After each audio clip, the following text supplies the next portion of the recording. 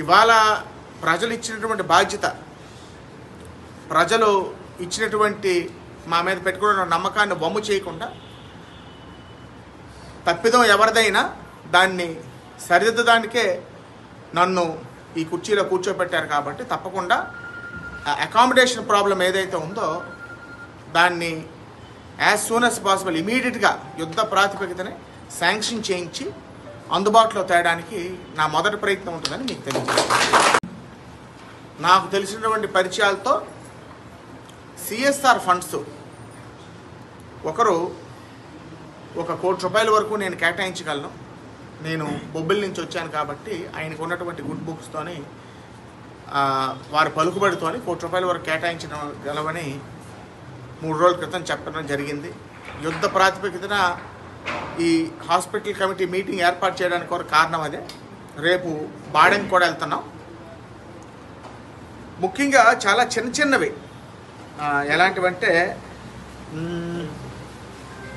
Waiting ఏరియాలో OP పేషెంట్స్కి chairs, benches, RO water plant, electrification problem, minor repairs, 2 systems, computer systems, freezer బాక్స్లు, 2 computers, chairs for doctors, ACs, inverters, ఇవన్నీ అసలు ఇంత చిన్నవి కూడా ఈ హాస్పిటల్ ఇంత ఎఫిషియెంట్ ఎమినెంట్ డాక్టర్స్ ఉండి ఇంత రద్దీ ఉన్నటువంటి హాస్పిటల్ ఇలాంటి చిన్న కోరికలు కూడా అవసరాలు కూడా తీర్చలేదంటే అది మరి ఏంటంటే మనం ఇంకేమైనా మాట్లాడితే రాజకీయం మాట్లాడినట్లుగా ఉంటుంది. మరి అది చాతకాంతనం అనాలో లేకపోతే మరి ఎవరు వెళ్ళకపోయినా పర్వాలేదన్నటువంటి భావన అనాలో నాకు తెలియదు. కానీ అవి నాకు అనవసరం. ఇవన్నీ కూడా ఈ రిక్వైర్మెంట్స్ అన్నింటినీ కూడా రేపు బాడంగి హాస్పిటల్కి కూడా వెళ్ళి చూసి ఇతరతోనే ఇమీడియట్గా అవసరమైనటువంటి ఫండ్స్ అవన్నింటినీ కూడా మనం సమకూర్చి అతి త్వరలోనే దానికి శాంక్షన్ తెస్తానని మీకు అందరికీ కూడా సభాముఖంగా తెలియజేసుకుంటున్నాను.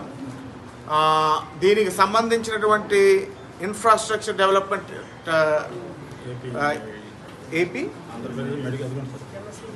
ఏపీఎంఎస్ఐడిసి సంబంధించినటువంటి ఇంజనీర్స్ని అతి త్వరలోనే 2 రోజులు 3 రోజుల్లో ఇక్కడికి రప్పించి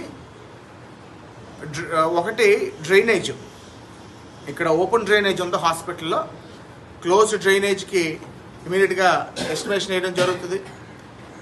అదేవిధంగా మైనర్ రిపేర్స్ చెప్పండి.